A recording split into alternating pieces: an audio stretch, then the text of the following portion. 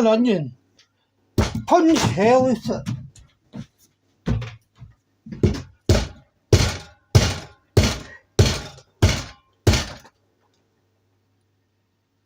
Now that's got nothing to do with the recipe at hand, but what it does do is it releases all the tension for the next step ahead.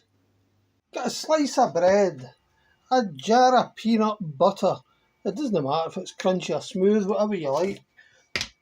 Now you're going to spread the peanut butter onto the bread. Look, I knew that would happen. That's why you had to punch the onion. Right, throw that in the bin and make 2 slices of toast instead. You're waiting for your toast to get ready, you can play with your punched in onion.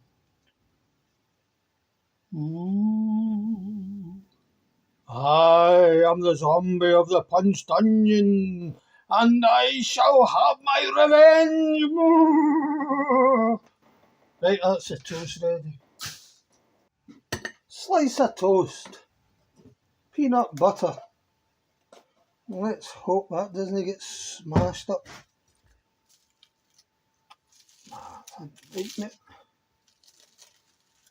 Just get a nice coating of peanut butter on there. Right, once that's finished, get sliced bananas and fill the slice of toast with the bananas. I think I'll get 3 down each side there. There we go. Now, to finish this off, get some cinnamon powder. No a hell of a lot of this, just sprinkle it on like that. Sort of dusting. If you put too much on, it makes too much of a strong taste. That's about right for me. Then just bang your lid on and away you go. Brilliant sandwich.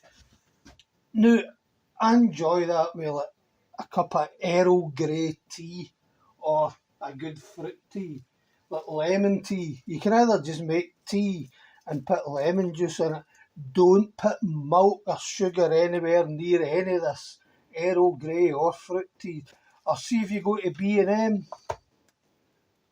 get a wee box of tea bags. That's lemon, peach and strawberry, and they're all 50p a box. Whatever you do, don't buy the pineapple one because it's absolutely minging.